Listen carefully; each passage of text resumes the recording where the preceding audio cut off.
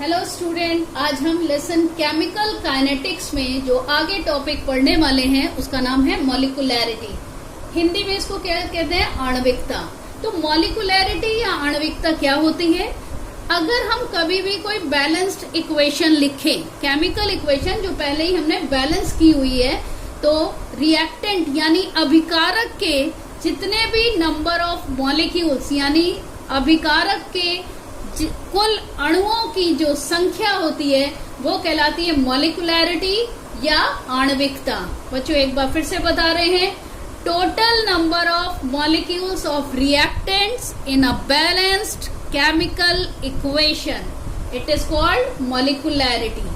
Hindi medium वाले बच्चे आप लोग के लिए भी बता दे रहे हैं, अगर आप कोई भी बैलेंस्ड यानी संतुलित रासायनिक समीकरण लेते हैं तो उसमें अभिकारक के कुल अणुओं की जो संख्या है वो उसकी मॉलिक्यूलैरिटी या आणविकता कहलाती है। अब बच्चों मॉलिक्यूलैरिटी कई टाइप की हो सकता है रिएक्शन यूनिमॉलिक्यूलर हो यानी एकाणुक, बाई मॉलिक्यूलर हो यानी द्विअणुक, ट्राई मॉलिक्यूलर हो यानी त्रिअणुक या पॉलीमॉलिक्यूलर यानी बहुअणुक। ये किस तरह की मॉलिक्यूलैरिटी होगी ये डिपेंड करेगा कि रिएक्टेंट के मॉलिक्यूल्स का नंबर क्या है। अगर रिएक्टेंट के मॉलिक्यूल्स एक है तो रिएक्शन है यूनिमॉलिक्यूलर यानी एकाणुक। अगर रिएक्टेंट के मॉलिक्यूल्स दो हैं तो ये है बाई मॉलिक्यूलर यानी द्विअणुक। रिएक्टेंट के मॉलिक्यूल्स तीन हैं तो ट्राई मॉलिक्यूलर यानी त्रिअणुक, और अगर इससे भी ज्यादा है तो पॉलीमॉलिक्यूलर यानी कि बहुअणुक। अब बच्चों हम एक एग्जांपल लेते हैं। मैंने यहाँ एक रिएक्शन लिखी है H2 plus Cl2 gives 2HCl। अब इसमें आप रिएक्टेंट के मॉलिक्यूल देखिए, यहाँ 1 मॉलिक्यूल है हाइड्रोजन, 1 मॉलिक्यूल है क्लोरीन। केवल 2 ही रिएक्टेंट हैं और दोनों के मॉलिक्यूल कितने हैं बच्चों? 1 और 1, तो टोटल मॉलिक्यूल हो गए रिएक्टेंट के 2, तो मॉलिक्यूलैरिटी यानी आणविकता क्या हो जाएगी? 2। एक और एग्जाम्पल लेते हैं, 2FeCl3 क्या कहा जाता है इसको? Ferric chloride plus SnCl2 stannous chloride. ये दोनों रिएक्ट करते हैं, क्या बनता है? 2FeCl2 ferrous chloride plus SnCl4 stannic chloride. अब बच्चों इसमें 2 मॉलिक्यूल है फेरिक क्लोराइड, 1 मॉलिक्यूल है स्टेनस क्लोराइड। दोनों के मॉलिक्यूल्स अगर हम ऐड करें तो नंबर ऑफ मॉलिक्यूल्स आते हैं 3, इसीलिए मॉलिक्यूलैरिटी कितनी होगी? 3, यानी आणविकता 3 होगी। बच्चों आगे देखिएगा, जो टॉपिक ले रहे हैं उसका नाम है order of reaction. Order of reaction जिसको हम कहते हैं अभिक्रिया की कोटि, ये क्या होती है? तो बच्चों ये क्या होती है देखिएगा, number of reactant molecules on which rate depends, यानी कि रेट ऑफ रिएक्शन रिएक्टेंट के जितने मॉलिक्यूल्स पर डिपेंड करता है उसे हम कहते हैं ऑर्डर ऑफ रिएक्शन। हिंदी में भी समझ लीजिएगा, अभिक्रिया का वेग अभिकारक अणुओं की जितनी संख्या पे डिपेंड करता है वो कहलाती है अभिक्रिया की कोटि। इसकी दूसरी डेफिनेशन ले सकते हैं बच्चों, sum of powers of concentration of reactant, यानी रिएक्टेंट की जब कंसंट्रेशन लेते हैं आप रेट लॉ में तो उनकी जो पावर्स हैं उनको जोड़ दीजिए तो जो वैल्यू आती है वो कहलाती है ऑर्डर ऑफ रिएक्शन। एक रिएक्शन ले रहे हैं बच्चों, A plus B gives C। अब इसका मैंने रेट लॉ यानी वेग नियम लिखा है, R = K, concentration A power है X, कंसंट्रेशन B पावर है Y। तो इसकी ऑर्डर ऑफ रिएक्शन क्या होगी? तो बच्चों आप देखिए, रिएक्टेंट की पावर यहाँ पे है X, यहाँ है रिएक्टेंट की पावर Y, तो हम X और Y को अगर ऐड कर दें तो वो कहलाएगी ऑर्डर ऑफ रिएक्शन। क्लियर बच्चों? अब हम types of order of reactions लेंगे। ऑर्डर ऑफ रिएक्शंस कितने टाइप के हैं? 0 ऑर्डर है, फर्स्ट ऑर्डर है, सेकेंड ऑर्डर है, थर्ड ऑर्डर है। अब इसकी डेफिनेशन बनाते हैं, आखिर 0 ऑर्डर रिएक्शन क्या होती है? तो बच्चों याद रखिएगा कि मैंने अभी आपको क्या बताया था कि रिएक्शन का रेट रिएक्टेंट के जितने मॉलिक्यूल्स की कंसंट्रेशन पे डिपेंड करता है वो कहलाता है ऑर्डर ऑफ रिएक्शन।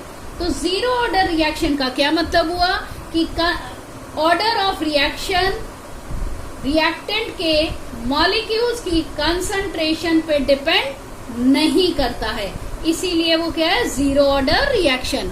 जिसका मैंने एक एग्जांपल लिया है बच्चों, H2 plus Cl2 gives 2HCl। बच्चों हाइड्रोजन और क्लोरीन मिलकर बना रहे हैं HCl, ठीक है। अब इस रिएक्शन में जो रिएक्शन है वो डिपेंड कर रही है सनलाइट की प्रेजेंस पे। तो अगर सनलाइट प्रेजेंट है तो HCl बनेगा, और अगर सनलाइट नहीं है, मान लीजिए हम अंधेरे में या रात को ये बनाएं, तो ये रिएक्शन नहीं होगी, चाहे हम हाइड्रोजन और क्लोरीन की कंसंट्रेशन को कितना भी बढ़ा लें, ठीक है बच्चों। इसीलिए इसमें रेट ऑफ रिएक्शन रिएक्टेंट के मॉलिक्यूल्स की कंसंट्रेशन पर डिपेंड नहीं करता है। ये हो गई जीरो ऑर्डर रिएक्शन। अब बच्चों हम लेते हैं फर्स्ट ऑर्डर, जिसको हम प्रथम कोटि अभिक्रिया भी कहते हैं। बच्चों मोस्ट ऑफ द न्यूमेरिकल जो है बेस्ड है फर्स्ट ऑर्डर पे। तो फर्स्ट ऑर्डर यानी ऑर्डर ऑफ रिएक्शन क्या है, 1। इट मीन्स क्या हुआ कि रेट ऑफ रिएक्शन रिएक्टेंट के केवल एक मॉलिक्यूल की कंसंट्रेशन पर डिपेंड करता है। हम रिपीट कर रहे हैं, ध्यान दीजिएगा बच्चों। रेट ऑफ रिएक्शन यानी अभिक्रिया का वेग किस पे डिपेंड कर रहा है, केवल एक रिएक्टेंट के मॉलिक्यूल्स की कंसंट्रेशन पर डिपेंड कर रहा है। इसका मतलब उसकी कंसंट्रेशन को इंक्रीज या डिक्रीज करने पर रेट ऑफ रिएक्शन भी इंक्रीज या डिक्रीज हो जाएगा। अब बच्चों मैंने एग्जांपल लिया, ध्यान दीजिएगा, बहुत पॉपुलर एग्जांपल है, बहुत पूछा जाता है। CH3COO C2H5 plus water gives acetic acid CH3COOH plus C2H5OH ethyl alcohol. बच्चों जब भी ध्यान रखिएगा, रिएक्टेंट में अगर वाटर के मॉलिक्यूल्स हैं तो वाटर की कंसंट्रेशन को चेंज करने पर रेट पे कोई भी इफेक्ट नहीं आता है, तो इसको हम निग्लेक्ट कर रहे हैं। तो ओवरऑल यहाँ एक ही मॉलिक्यूल है, वो कौन है, इथाइल एसीटेट। इसलिए रेट ऑफ रिएक्शन केवल इथाइल एसीटेट की कंसंट्रेशन पे डिपेंड करता है, इसलिए ये ऑर्डर ऑफ रिएक्शन इसकी क्या है, 1। अब बात करते हैं बच्चों सेकेंड ऑर्डर की। तो सेकेंड ऑर्डर रिएक्शन कौन सी है, जिसमें रेट ऑफ रिएक्शन रिएक्टेंट के दो मॉलिक्यूल्स की कंसंट्रेशन पे डिपेंड करता है। अब बच्चों इसमें मैंने एग्जांपल लिया है इथाइल एसीटेट और NaOH, क्या बना, सोडियम एसीटेट और इथाइल अल्कोहल। इसमें rate of reaction ethyl acetate की कंसंट्रेशन पर भी डिपेंड कर रहा है और NaOH की भी। तो दो मॉलिक्यूल की कंसंट्रेशन पर डिपेंड कर रहा है रेट, इसीलिए ऑर्डर ऑफ रिएक्शन क्या है इसकी, 2। ये हो गई सेकेंड ऑर्डर रिएक्शन। आते हैं बच्चों थर्ड ऑर्डर पे। थर्ड ऑर्डर रिएक्शन मैंने ली है। अब ध्यान दीजिएगा, रेट ऑफ रिएक्शन डिपेंड कर रहा है रिएक्टेंट के मॉलिक्यूल्स कितने लेंगे, 3। रिएक्टेंट के 3 मॉलिक्यूल्स की कंसंट्रेशन पर डिपेंड कर रहा है। एग्जांपल देखिए, 2FeCl3 plus SnCl2, ferric chloride stannous chloride क्या दे रहा है, 2FeCl2 plus SnCl4, ferrous chloride और स्टेनिक क्लोराइड। इस रिएक्शन में रेट ऑफ रिएक्शन डिपेंड कर रहा है फेरिक क्लोराइड और स्टेनस क्लोराइड दोनों के ही मॉलिक्यूल की कंसंट्रेशन पे। तो टोटल नंबर ऑफ मॉलिक्यूल जिन पर डिपेंड कर रहा है रेट, वो कितने हैं, 3। इसीलिए ये क्या है, थर्ड ऑर्डर रिएक्शन। बच्चों एक चीज यहाँ याद रखिएगा कि मॉलिकुलैरिटी को तो आप रिएक्शन अगर आपको बैलेंस्ड मिली है तो आप उसको देख के आइडेंटिफाई कर सकते हो, लेकिन ऑर्डर ऑफ रिएक्शन को आप आइडेंटिफाई नहीं कर सकते देखकर। क्यों, क्योंकि मॉलिकुलैरिटी क्या है, आपकी थ्योरेटिकल वैल्यू देख के पहचानी जा सके, बट ऑर्डर ऑफ रिएक्शन क्या है बच्चों, बेस्ड ऑन द एक्सपेरिमेंट।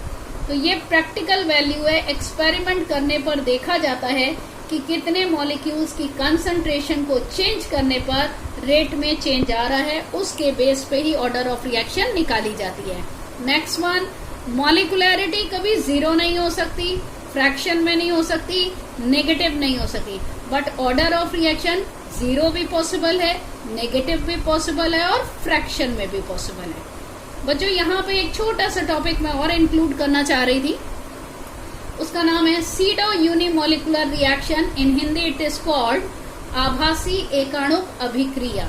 तो सीडो यूनिमोलिकुलर रिएक्शन कौन सी होती हैं, जिनमें रेट ऑफ रिएक्शन तो 1 होता है लेकिन मॉलिक्युलैरिटी 1 से ज्यादा होती है। यानी ध्यान से सुनिएगा, मॉलिक्युलैरिटी मीन्स आणविकता 1 से ज्यादा हो, बट ऑर्डर ऑफ रिएक्शन यानी कि अभिक्रिया की कोटि 1 हो। तो ऐसी रिएक्शन को हम कहते हैं सीडो यूनिमोलिकुलर रिएक्शन। आप चाहें तो यही एग्जाम्पल ले सकते हैं। तो बच्चों इस एग्जाम्पल में देखिए तो मॉलिक्युलैरिटी 2 है, क्योंकि एक मॉलिक्यूल है इथाइल एसीटेट का और एक मॉलिक्यूल है वाटर का। तो मॉलिक्युलैरिटी हो गई 2, बट ऑर्डर ऑफ रिएक्शन इसकी कितनी है 1। तो 2 मॉलिक्युलैरिटी और ऑर्डर ऑफ रिएक्शन 1 होने के कारण ये रिएक्शन सीडो यूनिमोलिकुलर रिएक्शन है, यानी कि आभासी एकाणुक अभिक्रिया। Thank you.